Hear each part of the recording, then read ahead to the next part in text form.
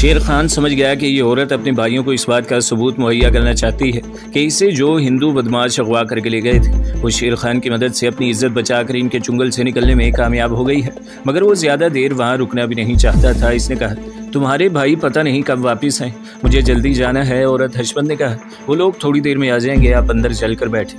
Chris ने नौकरानी से कहा, नाजी मेरे भाई के लिए चाय बनाओ जल्दी। शेर खान वहाँ बैठना नहीं चाहता था, लेकिन इसे खुद मालूम नहीं था कि वहाँ से निकलकर इसे कहाँ जाना है, किस तरफ जाना है। वो ये सोचकर अंदर कमरे में आ गया कि इस औरत के भाई मुसलमान हैं और वो शेर खान के एहसानमंद भी होंगे। शायद इनके ज़रिए जम्मू कश्मीर पहुँचने का कोई सबब पैदा हो जाए। ये दरमियाने दर्जे की फैमिली थी। कमरे में फर्श पर दरी बिछी हुई थी, 3-4 कुर्सियाँ और एक मेज़ रखी हुई थी। दीवार के साथ एक चारपाई पर बिस्तर बिछा हुआ था।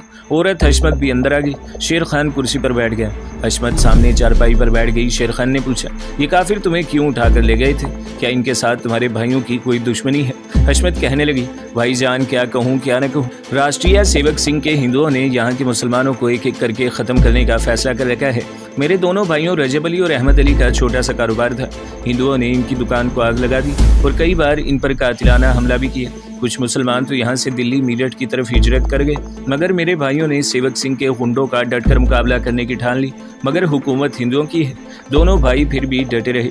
आज सुबह मैं बिस्तर से उठकर चाय बनाने किचन में गई तो 2 हिंदू गुंडों ने अचानक मुझे दबोच लिया और मेरी नाक पर गीला रुमाल रखकर दबाया। मैंने 2-4 सांस लिए और फिर मुझे कुछ होश न रहा। इससे आगे के वाक़यात आपको मालूम ही है। इतने में हशमत बीबी के दोनों भाई रजब अली और अहमद अली भी आ गए। दोनों नौजवान थे। अहमद अली बड़ा था और मजबूत जिस्म वाला था। बहन को देखकर उन्होंने इसे गले लगा लिया और फिर शेर खान की तरफ घूर कर देखा और फिर बहन से पूछा, तुम्हारे साथ बुरा सलूक तो नहीं हुआ? हशमत ने शेर खान की तरफ इशारा करके कहा, अगर मेरा ये भाई ऐन वक्त पर आकर मेरी मदद न करता तो मेरी इज्जत बर्बाद हो जाती। अहमद अली ने शेर खान को घूर कर देखा और पूछा, ये कौन है? शेर खान ने आहिस्ता से कहा, मेरा नाम शकील है, मुझे लुधियाने जाना है। ट्रेन न पकड़ सका। लारी भी इस वक्त कोई नहीं जाती थी। सोचा दूसरी सड़क पर से कोई गुजरती हुई लारी या बस पकड़ लूंगा। जंगल में से गुजर रहा था कि तुम्हारी बहन की सिसकियों की आवाज़ ने मुझे अपनी तरफ मुतवज्जा किया। इसके बाद शेर खान ने सारी दास्तान बयान कर दी, लेकिन इसने ये न बताया कि इसने दूसरे हिंदू गुंडे बिहारी को कत्ल कर दिया है। इसके बारे में यही कहा कि वो भाग गया था। अहमद अली बोला, शकील भाई तुमने हम पर, हमारे ख़ानदान पर बहुत बड़ा एहसान किया है, शायद इसका बदला हम सारी ज़िंदगी न उतार सकें। शेर खान बोला, मैंने अपनी एक मुसलमान बहन की इज्जत बचाई है, ये मेरा दीनी फ़र्ज भी था। हशमत के दोनों भाई रजब अली और अहमद अली कुर्सियों पर बैठ गए। रजब अली कहने लगे, हमने सेवक सिंह वालों का एक एक अड्डा छान मारा था, मगर जब तुम हमें कहीं नजर न आई तो हमने फैसला कर लिया कि सर हथेली पर रखकर हम सेवक सिंह के गुंडों के हेडक्वार्टर को बमों से उड़ा देंगे, खुद भी उड़ जाएंगे और इनको भी उड़ा देंगे। अहमद अली बोला, हम दस्ती बम लेने घर पर आए थे कि तुम नजर आ गई। खुदा का शुक्र है कि हमारी बहन खैरियत से घर वापिस आ गई। इतने में मुलाजमा ने चाय लाकर रख दी। हशमत ने इसे कहा, नाजी बिस्किट भी ले आओ। अहमद अली ने सदरी की जेब में से पैसे निकाल कर कहा, बाजार से कुछ बर्फी और गुलाब जामुन ले आओ। शकील भाई आप लुधियाने में क्या करते हैं, कहीं मुलाजिम हैं या अपना कारोबार है? शेर खान ने जवाब दिया, प्लास्टिक के सामान की छोटी सी दुकान है। माल लेने के सिलसिले में अक्सर दिल्ली मीरठ अम्बाले का चक्कर लगाना पड़ता है। नौकरानी ने प्लेट में बिस्कुट ला कर रख दिए। इतने में एक 15-16 साल लड़का दौड़ता हुआ अंदर आया। इसका सांस फूल रहा था। आते ही बोला, मामू मंगल दास का भाई बिहारी कत्ल हो गया है, इसकी लाश जंगल में पड़ी मिली है। इन लोगों ने तुम्हारे खिलाफ थाने में रपट लिखवा दी है। अहमद अली और रजब अली इस वक्त उठ खड़े हुए। उन्होंने अपनी बहन हशमत से कहा, आपा तुम बुर्का पहनकर फ़ौरन यहाँ से सीधी स्टेशन पर चली जाओ और दिल्ली जाने वाली किसी भी गाड़ी में सवार होकर दिल्ली खाला के यहाँ पहुँच जाओ। क्रिस ने लड़के को जो पैगाम लेकर आया था कहा, वो भी तुम आपी के साथ स्टेशन पर जाओ। लगता था कि इन लोगों को इसी किस्म के हंगामी हालात की आदत हो चुकी थी। हशमत बीबी ने इसी वक्त दूसरे कमरे में जाकर सफ़ेद पुराना बुर्का पहना और लड़के के साथ तेज़ी से बाहर निकल गई। शेर खान ने सोचा कि इसे भी वहाँ से निकल जाना चाहिए। फिर ख्याल आया कि पुलिस इस मकान की तरफ आ रही है। हो सकता है कि दूसरा हिंदू गुंडा जिसको शेर खान ने सर पर मुक्का मारकर बेहोश किया था पुलिस के साथ, वो तो शेर खान को पहचान लेगा। अहमद अली ने शेर खान से कहा, शकील भाई तुम भी हमारे साथ चलो। शेर खान बोला, मेरा ख्याल है मुझे आपके साथ नहीं जाना चाहिए, मैं लारी अड्डे की तरफ जाता हूँ। अहमद अली समझदार आदमी था। वो समझ गया था कि जिस हिंदू गुंडे के बारे में शेर खान ने कहा था कि वो भाग गया है, असल में इसे शेर खान ने कत्ल कर दिया था और वो बिहारी ही था। अहमद अली ने कहा, शकील भाई अब इसमें कोई शक नहीं रहा कि बिहारी गुंडा तुम्हारे हाथों कत्ल हुआ है। बेहतर यही है कि अभी तुम हमारे साथ ही एक महफूज जगह पर चले चलो, मौका पाकर हम खुद तुम्हें लुधियाने पहुँचाएंगे। शेर खान उलझन में फंस गया था। रजब अली ने शेर खान से कहा, आ जाओ शकील भाई, पुलिस आ गई तो हम सब मारे जाएंगे। और वो शेर खान को साथ लेकर मकान के पिछले कमरे की खिड़की से कूदकर खेतों में दौड़ पड़े। शेर खान भी इनके साथ ही दौड़ रहा था। दूसरे हिंदू गुंडे से छीना हुआ कमांडो चाकू शेर खान की जेब में था। दौड़ते दौड़ते वो मिट्टी के एक बहुत बड़े टीले के पास पहुंच गए। वहां से एक कच्चे रास्ते पर आ गए। यहाँ वो तेज तेज चलने लगे। आगे एक पक्की मगर छोटी सड़क आ गई। यहाँ वो सांस लेने के लिए रुक गए। रजब अली बोला, अहमद भाई यहाँ से हमें कोई सवारी मिल सकती है? अहमद अली बोला, हम रुक नहीं सकते, चलते चलो, रास्ते में कोई टैक्सी रिक्शा मिल गया तो ठीक है। पक्की सड़क के दोनों जानिब खेतों में ऊंची फसल खड़ी थी। खेत खत्म हो गए तो बाएं जानिब एक उजाड़ सा मैदान और दाएं जानिब रेल की पटरी आ गई। रेल की पटरी को क्रॉस करके वो दूसरी जानिब उतर गए। कुछ दूर चलने के बाद एक खुश्क बरसाती नाला आ गया जिसके ऊपर पुल बना हुआ था। पुल पर से होकर ये लोग दूसरी तरफ आ गए।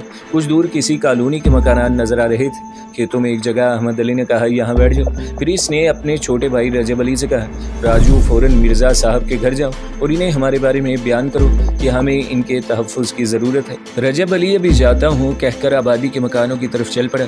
थोड़ी ही देर बाद वो वापस आया तो इसने चादर से अपना जिस्म ढांप रखा था और बगल में एक गठरी सी थी। आते ही वो शेर खान और अहमद अली के पास बैठ गया और कहने लगा, मिर्ज़ा साहब घर पर ही हैं, आ जाओ भैया, मगर ये चादरें जिस्म पर लपेट लो।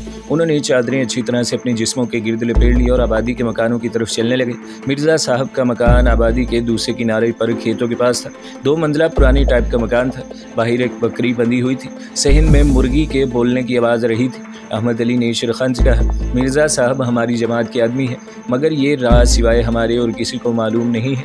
ऊपर से उन्होंने राष्ट्रीय सेवक सिंह वालों के साथ भी ताल्लुकात बनाकर रखे हुए हैं। यहाँ हमें सही सूरत हाल मालूम हो जाएगी। मकान के एक नीम रोशन छोटे से कमरे में अधेड़ उम्र का एक सांवला सा आदमी चारपाई पर बैठा हुक्का पी रहा था। अहमद अली, रजब अली और शेर खान अंदर दाखिल हो गए।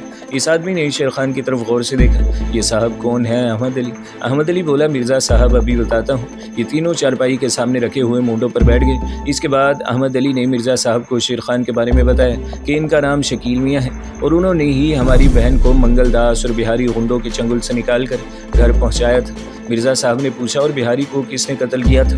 अहमद अली बोला, इस बारे में शकील भाई ही कुछ रोशनी डाल सकते हैं। इनका कहना है कि बिहारी जंगल में भाग गया था। मिर्ज़ा साहब ने शेर खान की तरफ देखा और कहा, शकील बेटा, जो हकीकत है बयान कर दो।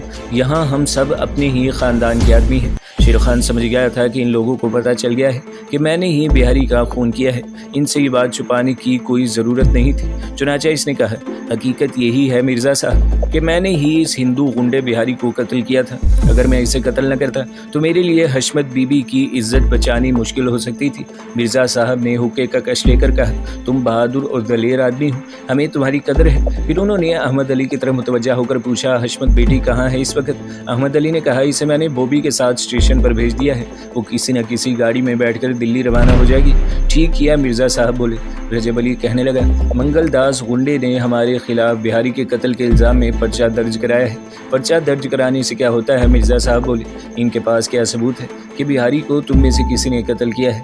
अहमद अली ने कहा, मगर मिर्ज़ा साहब, इन हिंदू गुंडों की हुकूमत है। राष्ट्रीय सेवक सिंह हुकूमत पर छाई हुई है। वो लोग कुछ भी कर सकते हैं। ठीक है, मिर्ज़ा साहब ने कश लेकर कहा, तुम लोग रोपोश हो जाओ, इसके बाद देख लेंगे क्या करना है। रजब अली ने कहा, मैं तो कहता हूँ कि हमें मंगलदास का भी काम तमाम कर देना चाहिए। ये शख्स मुसलमानों का जानी दुश्मन और अम्बाले में RSS के गुंडों का लीडर है। मिर्ज़ा साहब बोले, नहीं बरखुरदा, इस तरह हालात और ख़राब हो जाएंगे। हमें अकल से काम लेकर कोई कदम उठाना होगा।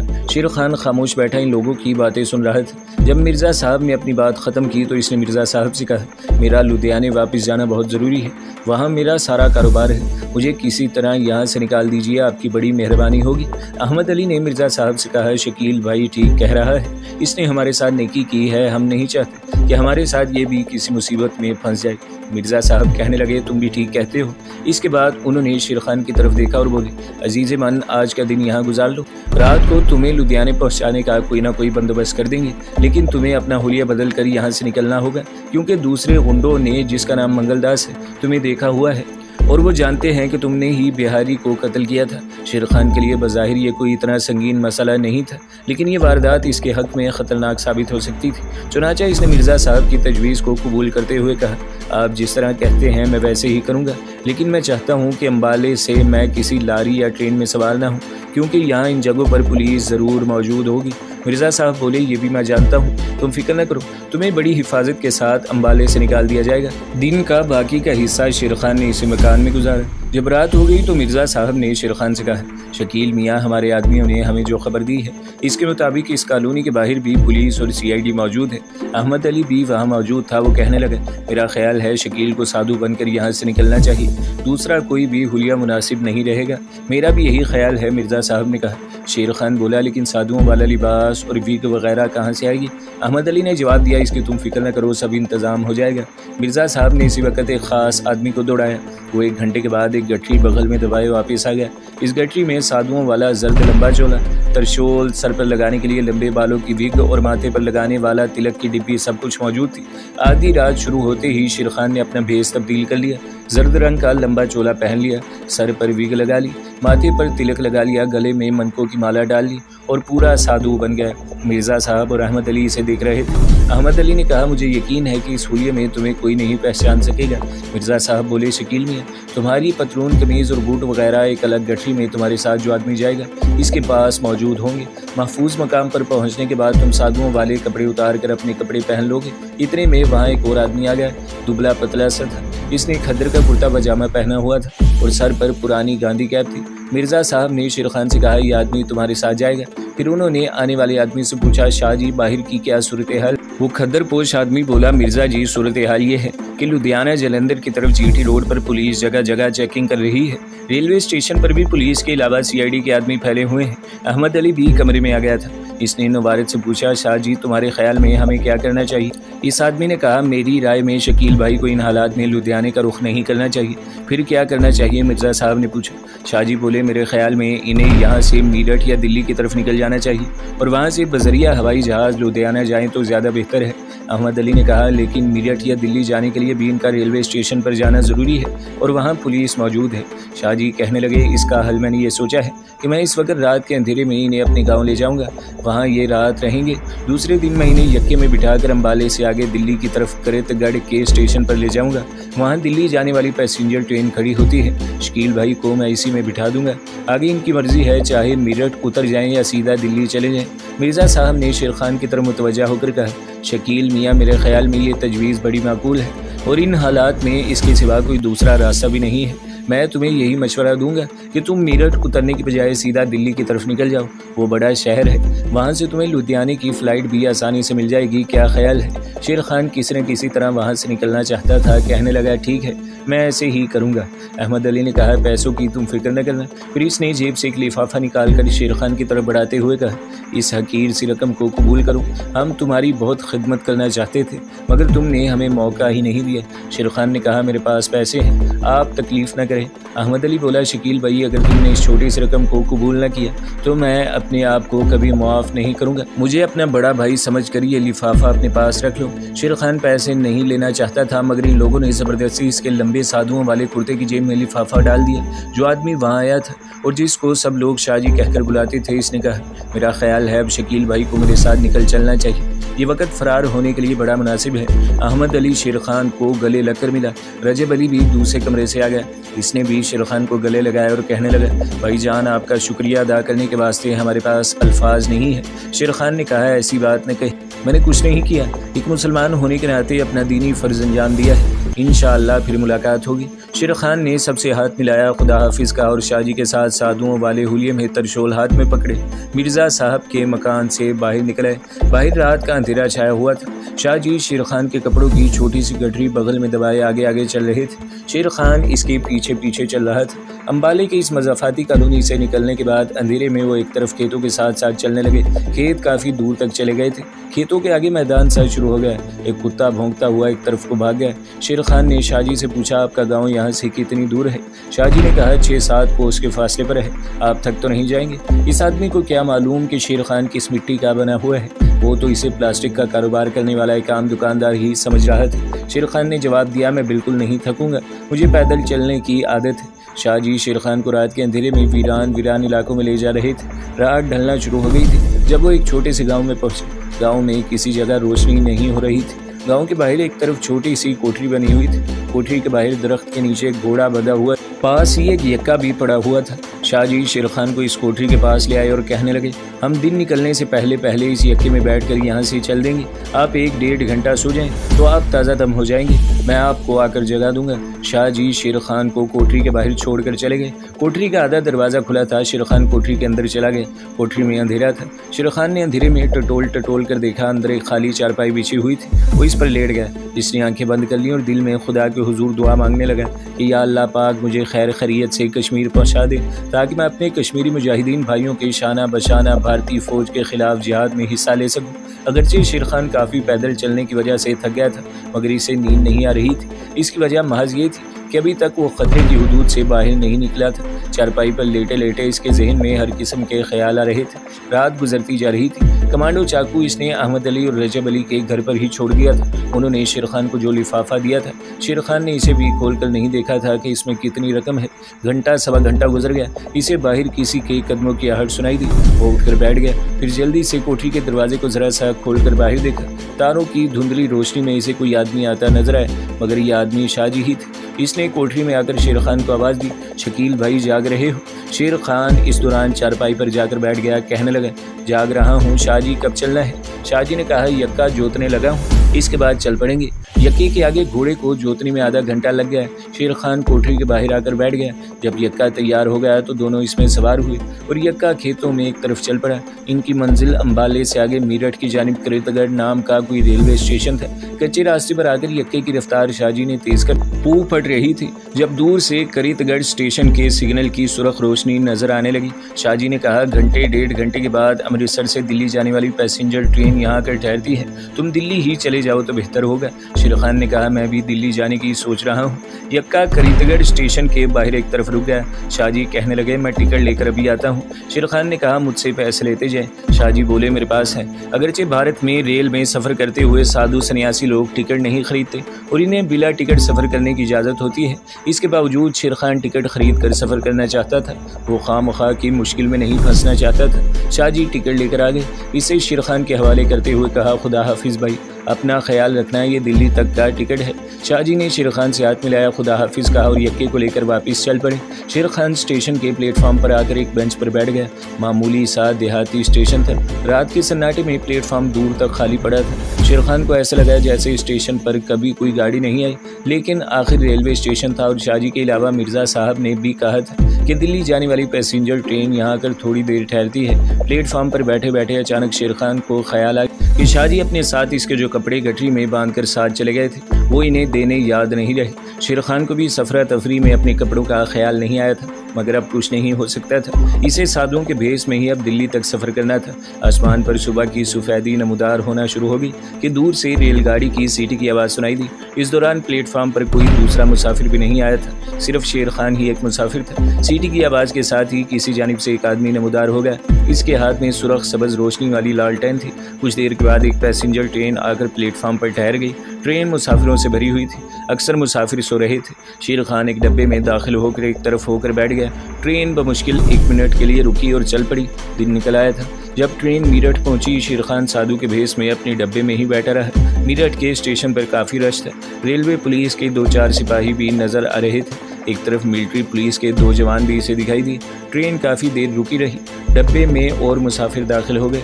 डब्बा मुसाफिरों से भर गया। ट्रेन खुदा खुदा करके चली तो शेर खान ने इत्मीनान का सांस लिया।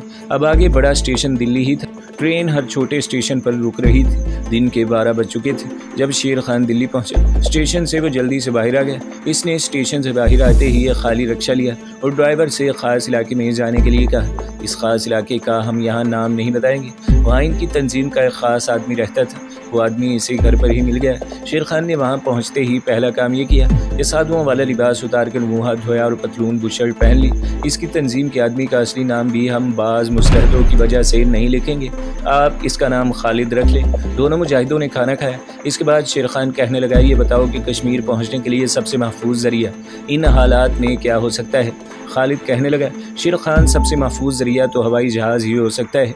ट्रेन का सफ़र एक तो लंबा है, दूसरा रास्ते में जगह जगह चेकिंग का ख़तरा है। मेरा मशवरा तो यही है कि तुम यहाँ से श्रीनगर की फ़्लाइट में फ़र्स्ट क्लास की टिकट लेकर सवार हो जाओ।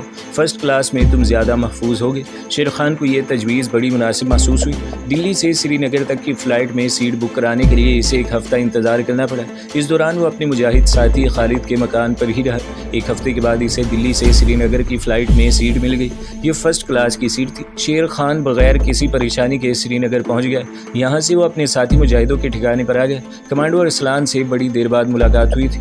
दोनों पुराने कमांडो दोस्त बड़ी गर्मजोशी से मिले, एक दूसरे के हालात पूछे और नमकीन चाय की प्यालियां लेकर एक जगह बैठकर बातें करने लगे। शेर खान ने पूछा, मैं काफ़ी दिनों तक कश्मीर के महाज से दूर रहा हूँ, लेकिन अखबारों में मुझे अपने मुजाहिदीन की सरगर्मियों का कुछ न कुछ हाल अहवाल मालूम हो जाता था। कमांडो अरसलान ने चाय का घूंट भरने के बाद कहा, शेर खान तुम बड़े सही वक्त पर आए हो, हमें इस वक्त तुम्हारी सख्त ज़रूरत महसूस रही थी। शेर खान ने पूछा, मालूम होता है कोई बड़ा अहम मिशन है? अरसलान ने कहा, हाँ ऐसी ही बात है, तुम चाय ख़त्म कर लो फिर इत्मीनान से बात करेंगे। चाय पीने के बाद कमांडो अरसलान शेर खान को एक छोटी सी लकड़ी की दीवार वाली कोठरी में ले आया, जहाँ एक चारपाई के अलावा 2-3 कुर्सियाँ और एक छोटी पुरानी मेज़ पड़ी थी। अभी सूरज गुरूब नहीं हुआ था। खिड़की में से दिन की रोशनी अंदर आ रही थी। खिड़की में से जंगल के दरख्त भी दिखाई दे रहे थे। ये मुजाहिदीन का खुफिया ठिकाना एक पहाड़ी जंगल में वाक़ था। कमांडो अरसलान ने कुर्सी पर बैठते हुए कहा, हमें इतला मिली है कि पीर पंजाल के फौजी कैंप में असला और गोला बारूद की एक बहुत बड़ी खेप पहुंचा दी गई है, जिसके साथ भारत के महाराष्ट्र राइफल्स के 3 कर्नल और 2 ब्रिगेडियर भी कैंप में आ गए हैं। असले की इस भारी खेप में आग लगाने वाले ख़तरनाक रॉकेट भी भारी मिकदार में हैं, जो जाहिर है कश्मीरी मुसलमानों के मकानों को आग लगाकर तबाह करने के लिए इस्तेमाल किए जाएंगे। हमने इस कैंप को उड़ाने का मंसूबा तैयार किया है। तो दोस्तों, अगली किस्त सुनने के लिए हमारे चैनल को सब्सक्राइब करें, वीडियो को लाइक करें और बेल के आइकन पर भी क्लिक कर दें, ताकि हर जो आने वाली वीडियोज़ हैं वो आपको सबसे पहले मिलती रहे।